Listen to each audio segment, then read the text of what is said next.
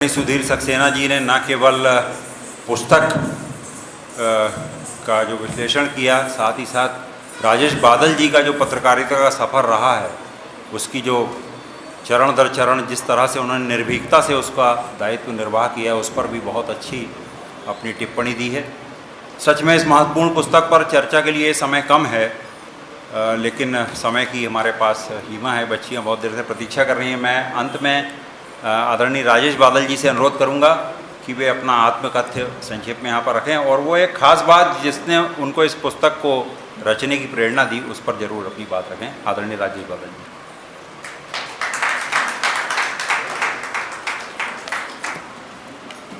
धन्यवाद।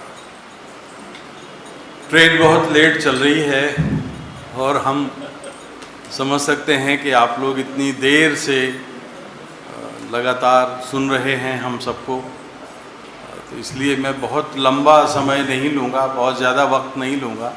2 या 2.5 मिनट में अपनी बात ख़त्म करूँगा। अभी भाई ने कहा कि वो कौन सी बात थी जिसने मुझे किताब लिखने के लिए प्रेरित किया। ये देखिए, सुधीर जी अगले साल 50 साल पूरे कर लेंगे, आधी सदी का सफ़र उनका पत्रकारिता का हो जाएगा। मेरा 2 साल के बाद 50 साल हो जाएंगे। राकेश भाई 40 साल के आसपास का सफ़र तय कर चुके हैं। हम लोगों ने मीडिया का स्वर्ण काल भी देखा है, टेलीविज़न का भी और प्रिंट का भी, और हम आज का दौर भी देख रहे हैं। हम सब गवाह हैं कि जब इस देश में चैनल इंडस्ट्री आई तो हम अपने बच्चों से कहते थे, बेटा मनोरंजन चैनल छोड़ दो, न्यूज़ चैनल देखो। आज हम ये कहते हैं कि बेटा न्यूज़ चैनल छोड़ के सब कुछ देखो।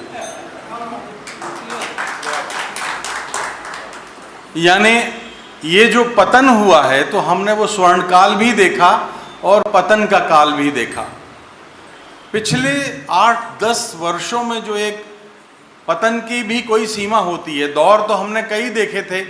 आपातकाल के समय भी देखा और उसके बाद 83 में बिहार का प्रेस बिल भी देखा, 87 का मानहानि विधेयक भी देखा। तो आते रहे जाते रहे, लेकिन जो पिछले 7-8-10 वर्षों में हम देख रहे हैं उसमें एक अजीब सा गठजोड़ हमारे मीडिया के एक बड़े वर्ग का और सियासत का हुआ है। उसने मुझे झकझोर दिया। मुझे लगता है कि शायद यही एक कारण था जिसने मिस्टर मीडिया को जन्म दिया। मिस्टर मीडिया के ज़रिए हमें उस मीडिया पर एक चाबुक नुमा एक प्रहार करने का ये कोई अवसर मुझे था और मैंने उसको छोड़ा नहीं।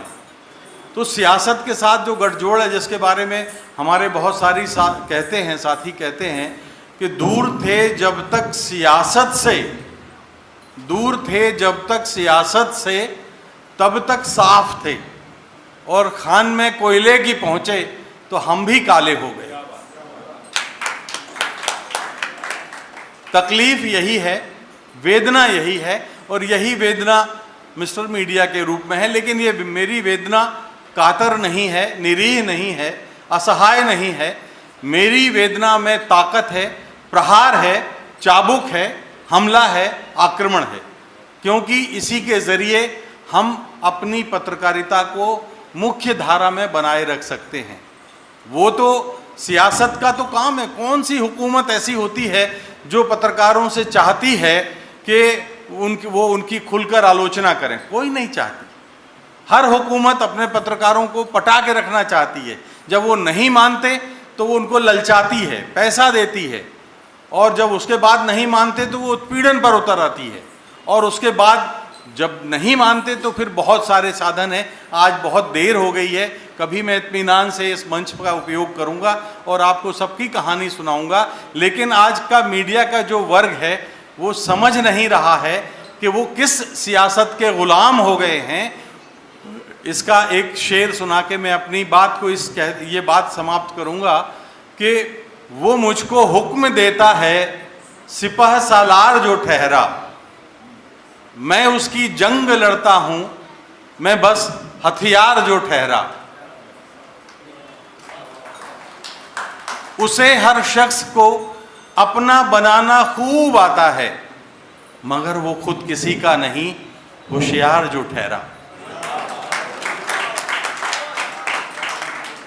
और हमारा मीडिया का एक बड़ा वर्ग, जिसको आप सब लोग बोलचाल में गोदी मीडिया कहते हैं, वो एक कलंकित और एक अभिशप्त भाव से हम सब उसको बड़े चुपचाप बर्दाश्त कर रहे हैं। लेकिन ये दिन लंबा नहीं चलेगा। मेरे ठीक सामने इस समय दयाशंकर मिश्र बैठे हैं। इस किताब के आखिरी चैप्टर के नायक हैं वो। दयाशंकर जी ने एक किताब लिखी। देखिए, हम लोगों ने वो दौर देखा जब ये कहा जाता था कि आप अगर किताब लिखते हैं तो आप अपने समाचार पत्र संस्थान में बहुत अच्छे माने जाएंगे, बहुत अच्छी आपकी वो योग्यता मानी जाएगी। और इन्होंने एक किताब लिखी और इनको संस्थान से निकाल दिया गया। जब इन पर मैंने वो कॉलम लिखा, वो कॉलम उस संस्थान ने प्रकाशित करने से मना कर दिया जहां मिस्टर मीडिया का सफ़र जारी था। उन्होंने कहा कि आप कॉलम बदल दीजिए। मैंने कहा मैं आपका चैनल बदल दूंगा, मैं आपके यहाँ बंद करता हूँ। 48 साल में मैंने कभी भी आज तक कोई झुका नहीं हूँ, डरा नहीं हूँ, और यही सफ़र चलता रहेगा। मैंने एक अंतर्राष्ट्रीय पोर्टल पर अब मिस्टर मीडिया के नाम से शुरू किया है। तो मैं भाई दयाशंकर का आभारी हूँ कि उन्होंने मुझे इस पुस्तक को लाने में, मेरे अवचेतन में कहीं ना कहीं वो मौजूद थे। धन्यवाद दया जी, आप सब ने मुझे सुना, बहुत बहुत धन्यवाद। आदरणीय दोनों प्रतिभागियों से अनुरोध है कि कृपया 2 मिनट मंच पर अपनी उपस्थिति बनाकर रखेंगे।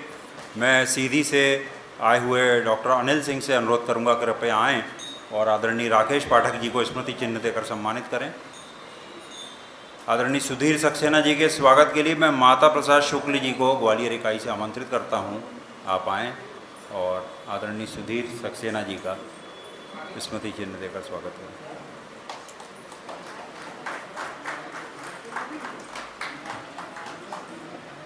आइए।